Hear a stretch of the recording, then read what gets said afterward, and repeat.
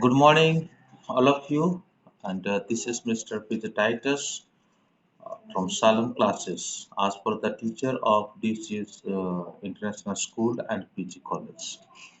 So, in my last class, I have taken the first part of chapter number 3, and that is called his first flight. And already we have discussed about that, how Seagull could, flew what was the problem and how his problem has been solved. Everything we have discussed. So again, I request you, if newly anybody or anyone is visiting this channel, please subscribe it and hit the bell icon also. So let's begin. The black aeroplane.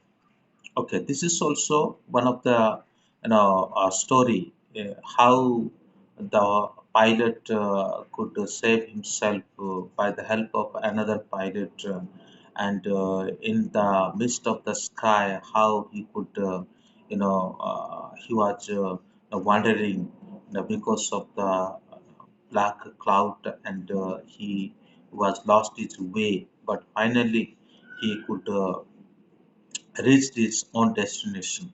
So all these things today we will discuss in this chapter. The moon was coming off in the east behind me, है ना? तो east की तरफ से क्या हो रहा था कि मून आ रहा था, and the stars were shining in the clear sky above me, और मेरे ऊपर जो है सिर के ऊपर जो स्टार्स है बिल्कुल शाइनिंग कर रहे थे और स्काई जो है बिल्कुल क्लियर था. There wasn't a cloud in the sky. Sky में कोई भी cloud नहीं था. I was happy to be alone high up above the sleeping countryside. जब सारे country जो है ग्रामीण लोग है सो रहे थे और उस समय मैं बहुत खुशी के साथ अपनी उड़ान भर रहा था. I was flying my old Dakota aeroplane over France back to England. मैं मेरा जो पुराना ओल्ड डैकोटा एरोप्लेन है और उसे लेकर के मैं फ्रांस से इंग्लैंड की तरफ अपनी उड़ान भर रहा था. I was dreaming of my holiday and looking forward to being with my family. मैं तो अपने मतलब सपनों में खोया हुआ था मेरे छुट्टियों के दिनों की बात को लेकर के, और किस तरह से मैं अपने परिवार के साथ ही कुछ दिन गुजारूंगा इस बात को लेकर के.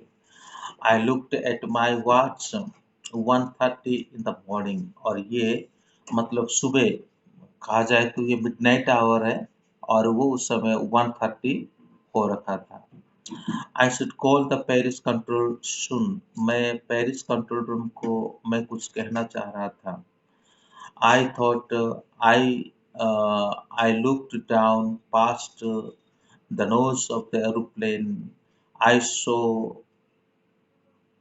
the lights of a big cities or in front of me. I switched on the radio and said, Paris Control Dakota, ask 088 here. Can you hear me? I am on my way to England. Over. ऐसे समय पर क्या होता है कि narrator जब उठते हैं और फ्लाइट को आप ऊपर ऊपर उठाते हैं, और तभी शहर के जो लाइटें हैं वो सब उनको दिखता है. फिर उसके बाद वो अपने रेडियो को स्विच ऑन करते हैं.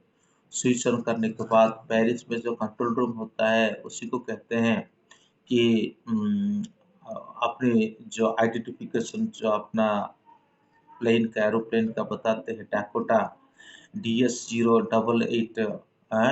और मैं इस समय मुझे सुनो, मैं इस समय इंग्लैंड की तरफ जा रहा हूँ. The voice from the radio answered me immediately. DS 088, I am hearing you. You are to turn 12 degree west now.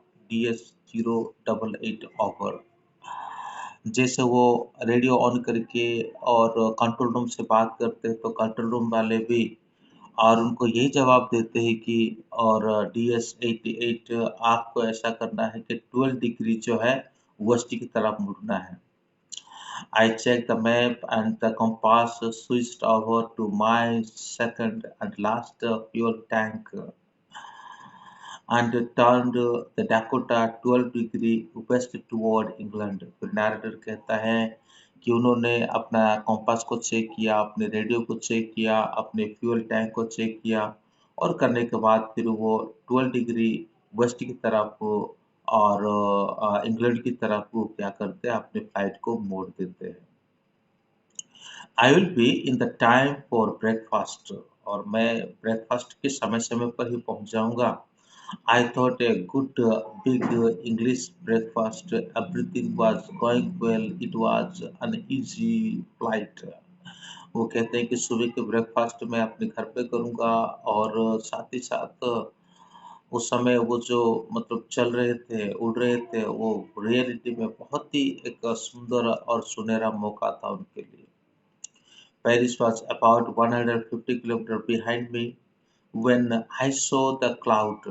तो पेरिस जो है अब मेरे पीछे रह गई करीब करीब 150 kilometre.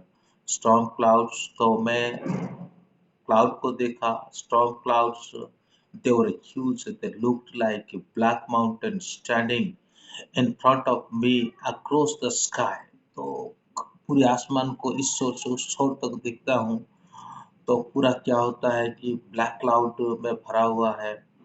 I knew I could not fly up and over them, and I did not have enough fuel to fly around them to the north or south. फिर वो सोचते हैं और देखते हैं कि उनके फ्यूल खत्म हो चुके हैं। वो कहते हैं कि वो और आगे नहीं उड़ पाएंगे, या तो नॉर्थ को या तो फिर साउथ को। I ought to go back to Paris, I thought, but I wanted to get home. I wanted that breakfast. फिर मन में सोचते हैं कि मुझे अभी पेरिस में वापस चला जाना चाहिए, लेकिन मुझे तो क्या करना है, अभी अपने ब्रेकफास्ट भी तो घर पे करना है। I will take the risk, I thought, and flew that old Dakota straight into the storm. फिर उसके बाद वो बिल्कुल उस स्टॉर्म के अंदर होते हुए अपने फ्लाइट को उड़ाने लगे। Inside the cloud everything was suddenly black. उस घने बादल में सब कुछ क्या हो गया कि बिल्कुल अंधेरा छा गया, सब कुछ बिल्कुल काला पड़ गया। It was impossible to see anything outside the aeroplane. Aeroplane के आउटसाइड को देखने के लिए यदि वो कोशिश करते हैं तो उनको कुछ भी नहीं दिखाई देता है। The old aeroplane jumped and twisted in air. इस समय ओल्ड एरोप्लेन जो है उस हवा में जंप करते हुए चल पड़ी। I looked at the compass. I couldn't believe मैं और नैरेटर क्या करते हैं कॉम्पास को देखते हैं और कॉम्पास को देख करके कहते हैं कि वो इस बात को विश्वास ही नहीं कर पाते हैं। वो अपनी आंखों को विश्वास नहीं कर पाते हैं। The compass was turning round and round and round. It was dead. It would not work. The other instruments were suddenly dead too. I tried the radio. तो कंपास भी इस समय काम नहीं कर रहा है। उसका जो मतलब वो सिर्फ घूम ही रहा है लेकिन और कुछ भी नहीं कर रहा है। तो साथ ही साथ वो कहते हैं कि वो रेडियो को देखा, फिर रेडियो के द्वारा संपर्क साधने की कोशिश करी। Paris control room, can you hear me? There was no answer. The radio was dead too. I heard no radio, no compass. तो अभी रेडियो भी खराब हो गया, कॉम्पास भी खराब हो गया। ये दोनों चीज़ एक फ्लाइट के लिए या तो फिर हवाई जहाज़ के लिए कहो या तो फिर शिप के लिए कहो, ये दोनों चीज़ बहुत इम्पोर्टेंट है लेकिन ये दोनों के दोनों चीज़ ही काम करना बंद कर दिया। I could not see where I was. I was lost in the storm. Then in the black cloud quite near me, I saw another aeroplane. तो जैसे नैरेटर खो गए थे उस ब्लैक एरोप्लेन के अंदर और कोई भी उनके पास विकल्प नहीं था बाहर निकलने का। ऐसे परिस्थिति में और एक ब्लैक एरोप्लेन जो है उनके आसपास आ जाती है। It had no light on its wings, but I could see it flying next to me through the storm. फिर वो कहते हैं कि वो ब्लैक एरोप्लेन का विंग्स में कोई लाइट नहीं था, लेकिन वो क्या कर रहा है कि वो उनके बिल्कुल बगल में ही वो अपनी उड़ान भर रहा है। I could see the pilot face turned toward me. और वो कहते हैं कि पायलट का जो चेहरा है, फेस है, वो मेरी तरफ इशारा कर रहा है, देख रहा है। I was very glad to see another person. He lifted one hand and wept. दूसरे व्यक्ति को देखने के बाद तो पायलट बहुत खुश हो जाते हैं। खाली उतना ही नहीं बल्कि दूसरे जो पायलट है वो अपने हैंड को आउट करते हैं। ऑन करने का तो वो विंक करके इशारा देते हैं और इशारे इशारे से वो यही कहना चाहते हैं कि follow me. Who are saying follow me. He knows that I am lost. I thought he is trying to help me. तो वो फॉलो मी करके इशारा करते हैं और उनको पता चल गया है कि मैं तो अब इस काले बादल में खो चुका हूँ। मैंने सोचा कि वो मुझे यानी नैरेटर ने सोचा कि वो उन्हें हेल्प अभी इस समय वो करना चाहते हैं। He turned his aeroplane slowly to the north। फिर वो अपने एरोप्लेन को नॉर्थ की तरफ धीरे से मोड़ते हैं। इन फ्रंट ऑफ माई डैकोटा, मेरे डैकोटा के सामने लेकर के आते हैं। So that it could be easier for me to follow him, ताकि ये मेरे लिए आसान हो सके कि मैं उनको फॉलो कर सकता हूँ। I was very happy to go behind the strange aeroplane like an obedient child। तो नैरेटर बहुत खुशी के साथ-साथ वो बिल्कुल एक ओबीडिएंट चाइल्ड की तरह, एक आज्ञा पालनकारी एक बच्चा की तरह वो क्या करते हैं कि आगे चलने वाले जो ब्लैक एरोप्लेन है उसको फॉलो करते हुए चलते हैं। After half an hour, the strange black aeroplane was still there in front of me in the cloud। ये जो अजीब जो ब्लैक एरोप्लेन है वो लगभग आधे घंटे के बाद तक मेरे सामने था और इस घने और काले बादल में। Now Now there was only enough fuel to the old Dakota last tank to fly for 5 or 10 minutes more। तो फ्यूल जितना भी था और वो केवल 5 मिनट के लिए था, 5 से लेकर के 10 मिनट तक का फ्यूल था।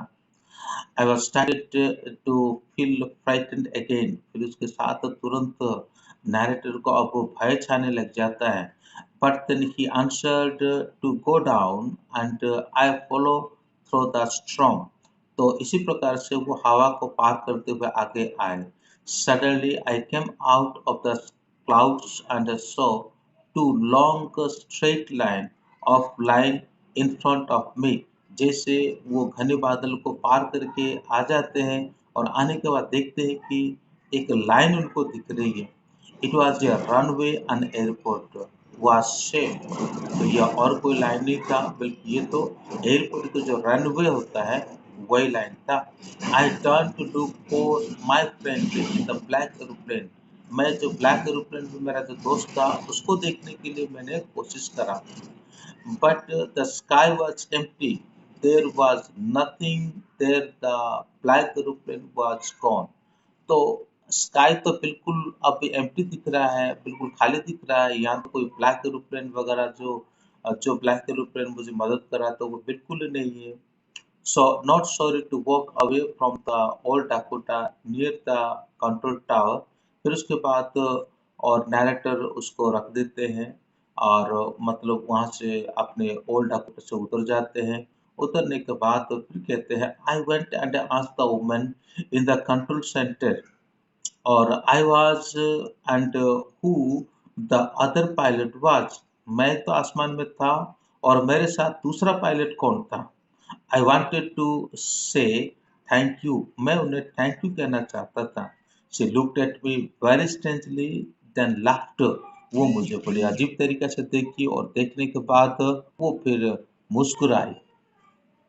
Another aeroplane up there in the storm? No, other aeroplane was flying tonight। Yours was the only one I could see in the radar।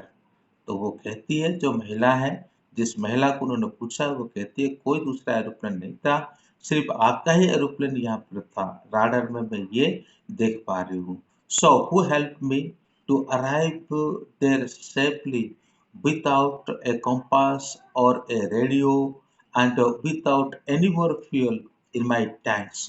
तो फिर वो चौंक जाते हैं कि ऐसा कौन हो सकता है बिना रेडियो के, बिना तेल के और मुझे यहाँ तक पहुँचने में मदद कर सकता है। Who was the pilot in the strange black aeroplane? वो अजनबी ब्लैक एरोप्लेन में कौन था वो pilot flying in the storm without light, जो कि बिना लाइट के सहारे ही क्या कर रहा है, वो फ्लाइंग कर रहा है। तो यही था आज की स्टोरी और इसके साथ हमारा लेसन ये पे पूरा होता है। Thank you. may God bless you।